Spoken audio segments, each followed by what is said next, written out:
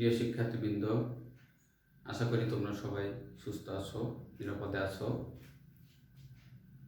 আজকের ক্লাসে রসায়ন দ্বিতীয় পত্রর দ্বিতীয় অধ্যায় অর্থাৎ পরিমাণগত রসায়নের একটি গুরুত্বপূর্ণ পাঠ নিয়ে আলোচনা করব। পাঠটির নাম হলো, তোমরা দেখতে পাচ্ছ বোর্ডেই লেখা আছে, মোলারিটিকে শতকরা পরিমাণ ও ppm এককে রূপান্তর। তো পাঠের শুরুতেই আমাদের যেটি জানতে হবে, মোলারিটি কি, শতকরা পরিমাণ কি, ppm কি, এগুলো সম্পর্কে আমাদের ভালোভাবে জানতে হবে। যদিও আমরা গত ক্লাসে মোলারিটি এবং মোলারিটি এই দুইটি বিষয় নিয়ে আলোচনা করেছিলাম, তারপরেও আজকে আমি আবার একটু তোমাদের স্মরণ করে দিতে চাই যে মোলারিটি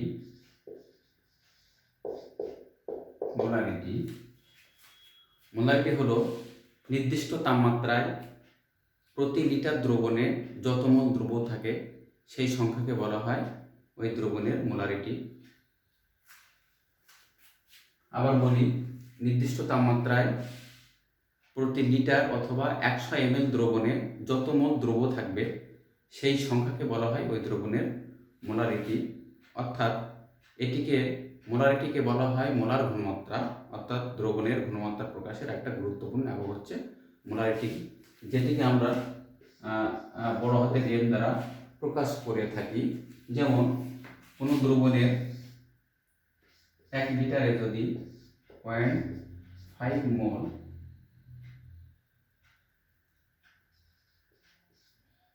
সালফিউরিক অ্যাসিড থাকে, তাহলে ওই দ্রবণের মোলারিটি হবে 0.5 m।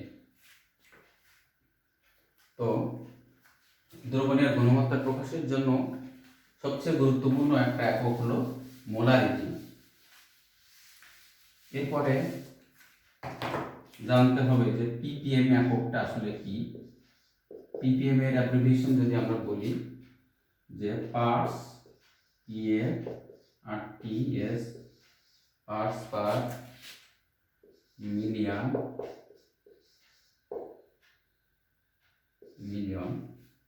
পার্টস পার মিলিয়ন অর্থাৎ কোনো দ্রবণের প্রতি 10 লক্ষ ভাগে যে পরিমাণ দ্রব্য থাকে, যত ভাগ দ্রব্য থাকে সেটি হচ্ছে দ্রবণের ppm ঘনমাত্রা। অর্থাৎ কোনো দ্রবণে যদি দ্রব্যের পরিমাণ খুব অল্প হয়, অর্থাৎ পাতলা দ্রবণের ক্ষেত্রে সাধারণত এই ppm এককটি ব্যবহৃত হয়ে থাকে।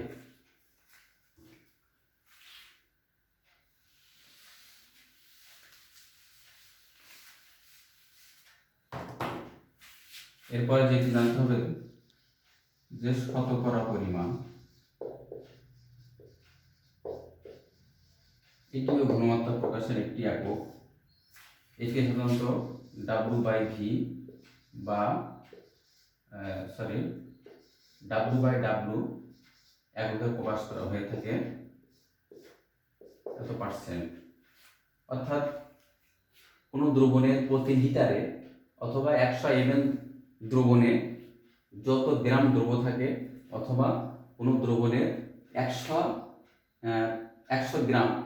গ্রাম দ্রাবকে বা 1 কেজি দ্রাবকে যত গ্রাম দ্রব্য থাকে সেই দ্রব্যের পরিমাণটা হচ্ছে শতকরা পরিমাণ রূপে গণ্য করা হয়। যেমন 10% সোডিয়াম কার্বনেট,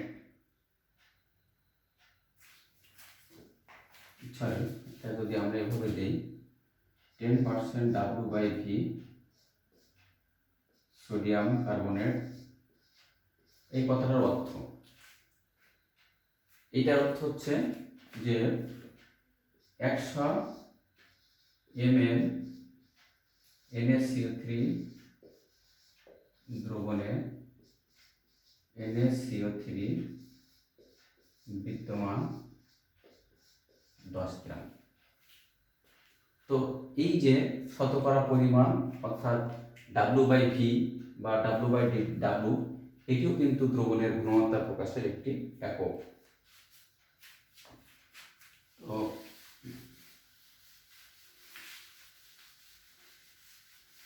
এখন আমাদের মূল যে বিষয়বস্তু সেটা হলো যে মোলারিটিকে শতকরা পরিমাণে আমরা কিভাবে রূপান্তর করতে পারি সেটা একটু দেখব। যে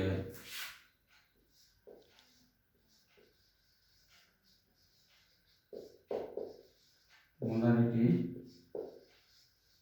থেকে শতকরা পরিমাণ এ রূপান্তর।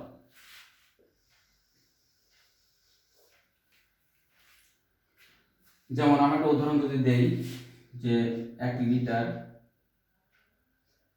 1 m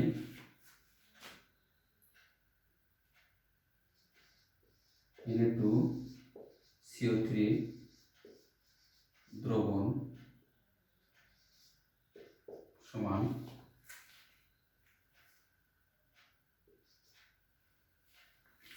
অর্থাৎ 1 লিটার 1 m সোডিয়াম কার্বনেট দ্রবণকে আমরা শতকরা পরিমাণে যদি রূপান্তর করি তাহলে আমরা এটাকে একটা সূত্রে রূপান্তর করতে পারি যে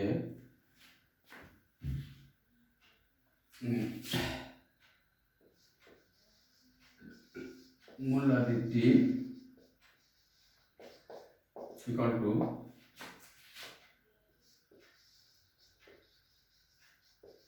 মোল সংখ্যা ইনটু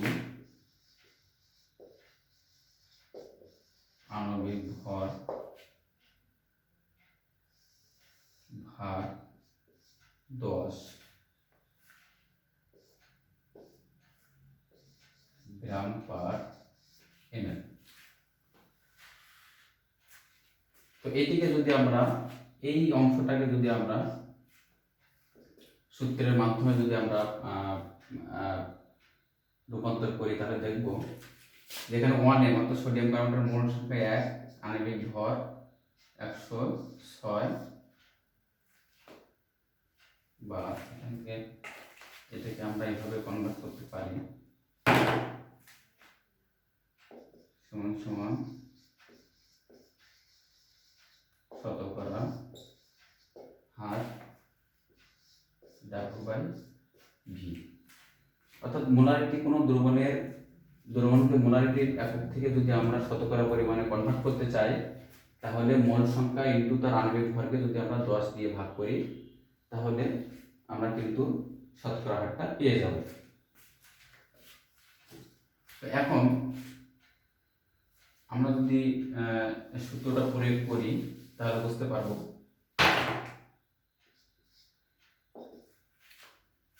এই যে দ্রবণটা মোল সংখ্যা হচ্ছে 1, আণবিক ভর হচ্ছে 106 ভাগ 10 ইকুয়াল টু 10.6%। এটাকে আমরা W/V দিয়ে প্রকাশ করতে পারি। অর্থাৎ 1 লিটার 1 m সোডিয়াম কার্বনেট দ্রবণ equal to 10.6% W/V sodium carbonate দ্রবণ।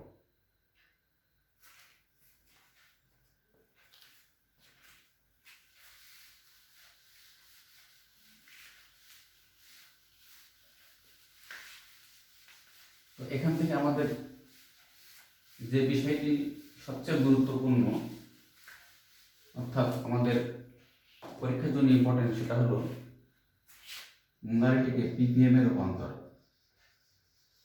মোলারিটিকে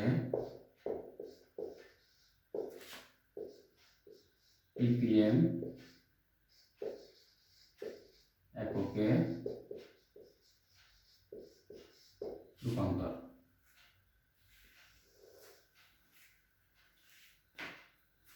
তো ppm আমি একটু বলি যে কোনো সাধারণত মোলারিটিকে আমরা যখন ppm এ রূপান্তর করব তখন প্রতি লিটারে যত মিলিগ্রাম দ্রব্য থাকবে সেই মিলিগ্রামের প্রকাশিত দ্রব্যের পরিমাণটাই কিন্তু আমরা ppm বলতে পারি। আমি আবার বলি কোনো দ্রবণের প্রতি লিটারে যত মিলিগ্রাম দ্রব্য থাকবে ওই মিলিগ্রামের প্রকাশিত দ্রব্যের পরিমাণটাকে আমরা ppm বলতে পারি। যেমন কোন অর্থে? যে সাধারণত একটা ভরের একক আমরা ইউজ করি সাধারণত 1 কেজি। তো 1 কেজি সমান 10⁻³ গ্রাম সমান সমান, এটাকে যদি আমরা মিলিগ্রামে কনভার্ট করি 10⁻6 মিলিগ্রাম।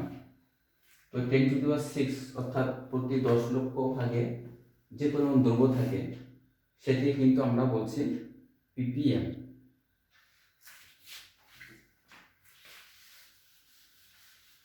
তাহলে ppm হচ্ছে, ppmটা কি? মিলিগ্রামে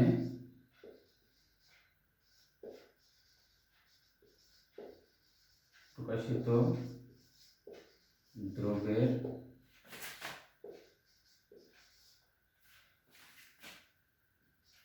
এক লিটার দ্রবণে মিলিগ্রামে প্রকাশিত দ্রব্যের পরিমাণই ppm। এটাকে আমরা অর্থাৎ ppm একটা যদি আমরা ppm কে যদি আমরা কোনো সূত্রের মাধ্যমে প্রকাশ করতে চাই তাহলে এটা বলতে পারি cm × 10⁻³ এখানে c হচ্ছে মোলারিটি, m হচ্ছে আণবিক ভর, যেটি হবে দ্রব্যের আণবিক ভর।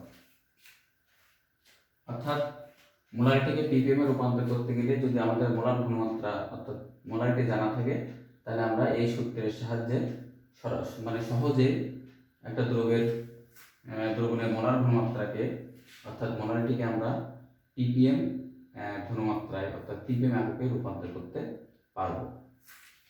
এখন এই বিষয়ের একটা দুটো অঙ্ক আমরা দেখলেই বিষয়টি পরিষ্কার হবে।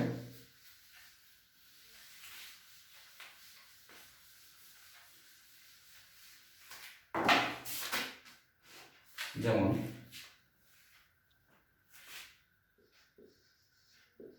100 ml 0.1 m NaOH equal to এতকে ppm এ প্রকাশ করব। তো এক্ষেত্রে আমরা যেহেতু আমাদের মোলার ঘনমাত্রা দেওয়া আছে আমরা সরাসরি সূত্র ইউজ করতে পারবো ppm সমান cm × 10⁻³। এক্ষেত্রে c অর্থাৎ মোলার ঘনমাত্রা 0.1, m আণবিক ভর 40 × 10⁻³।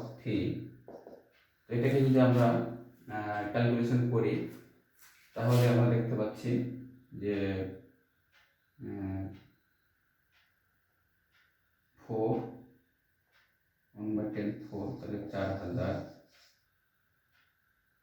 অর্থাৎ এটির পরিমাণ হচ্ছে 4000 ppm।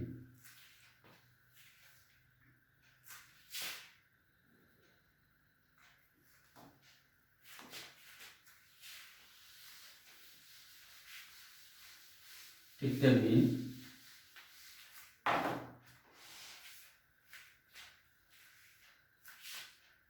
আরেকটা অঙ্ক 500 ml 4.9 গ্রাম H2SO4 500 ml দ্রবণে এত গ্রাম H2SO4 আছে। দ্রবণটির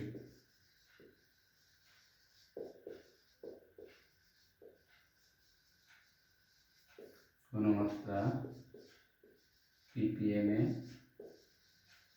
কত? তো এক্ষেত্রে আমরা এই অঙ্কটাকে আমরা দুইভাবে করতে পারি। সেটি হলো 500 ml এ আছে 4.9 গ্রাম। তো এটাকে প্রতি লিটারে যদি আমরা মিলিগ্রামে প্রকাশ করতে পারি, 500 ml এর যে পরিমাণ আছে এটাকে যদি আমরা প্রতি লিটারে অর্থাৎ 1000 ml এ কি পরিমাণ আছে সেই পরিমাণটাকে যদি আমরা অর্থাৎ 1000 ml দ্রবণে অর্থাৎ 1000 ml সালফিউরিক অ্যাসিড দ্রবণে মিলিগ্রামের কি পরিমাণ সালফিউরিক অ্যাসিড আছে সেই সংখ্যাটা যদি আমরা বের করতে পারি তাহলে ওইটাই কিন্তু আমাদের ppm ঘনমাত্রা হবে।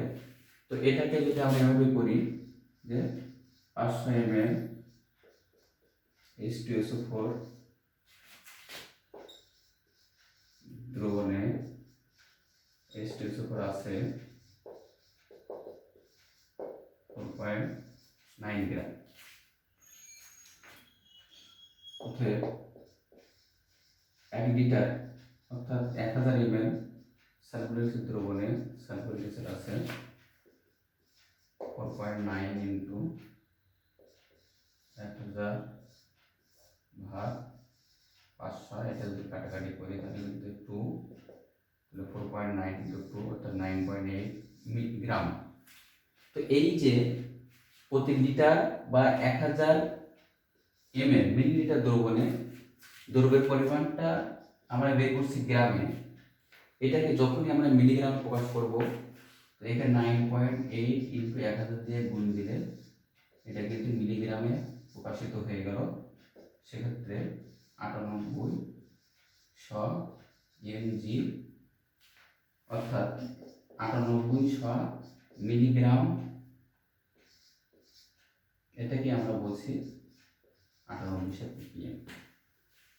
এটা একটা পদ্ধতি, এটাও কিন্তু সহজ। আমরা যদি একটু খেয়াল করি, সিম্পল ঐকিক নিয়ম যদি আমরা ব্যবহার করি সহজে আমরা এমন একটা উত্তর পেয়ে যাব। তো এতে আর একটা নিয়ম যদি আমরা দেখি, আমাদের সূত্রের মাধ্যমে কিন্তু আমরা এটা করতে পারবো। তো সেক্ষেত্রে দ্রব্যের পরিমাণটা কিন্তু ভরে দেওয়া আছে, আমাদের ঘনমাত্রাটা বের করতে হবে। কোন সূত্রে? যে C সমান 1000 W/mv, এক্ষেত্রে 1000 ইন্টু W যে আছে 4.9 ভাগ m হচ্ছে 98 ইন্টু হচ্ছে 500। তো এই ক্ষেত্রে যে পরিমাণটা আসবে সেক্ষেত্রে আমাদের ক্যালকুলেটরে যে মানটা আসবে এটা আমরা এত m বলতে পারি। তো আমরা ক্যালকুলেশন করে নেব। এখন আমরা ppm ঘনমাত্রা বের করব। ppm Cm ইন্টু 10⁻³ তো যেহেতু আমাদের ক্যালকুলেটর না থাকার কারণে আমরা এখানে ক্যালকুলেশনটাকে আমরা স্টোর দিয়ে রাখছি। C এটা কিন্তু Cm মান, তো এটা এখান থেকে আমরা ইন্টু 98 আণবিক ভর ইন্টু 10⁻³ এই মানটা বসালেই কিন্তু আমরা 98 এই মানটা কিন্তু পেয়ে যাব। তো এখন যদি আমরা একটা ক্যালকুলেশন করি তাহলে আমরা দেখি যে এখান থেকে এই শূন্য 5 2 10, এখান থেকে যদি আমরা 0.0 তুলে দিই তাহলে এখানে একটা 10 আছে। তো 49 × 98 2/20 অর্থাৎ এইটাকে যদি আমরা এখানে বসাই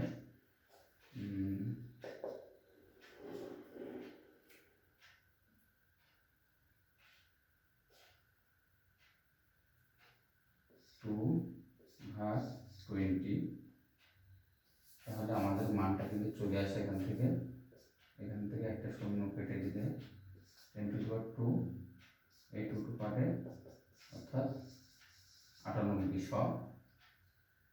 এটাই কিন্তু আমাদের ppm ঘনমাত্রা। তো এই সূত্রগুলো ব্যবহার করলে আমরা কিন্তু খুব সহজেই যে মোলারিটিকে সহজেই আমরা ppm রূপান্তর করতে পারবো।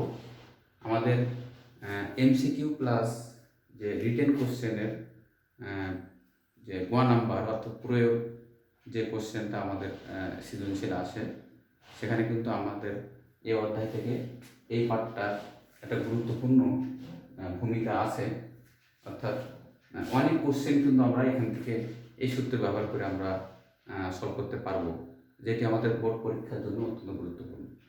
তো আশা করি তোমরা এই ক্লাসটা সহকারে পাঠ্য বইয়ের সহযোগিতা নিলেই এই বিষয়টি তোমাদের সহজে আয়ত্তে আসবে। তো আজকের ক্লাস আমি এখানে শেষ করছি। তোমরা সুস্থ থাকো, ভালো থাকো।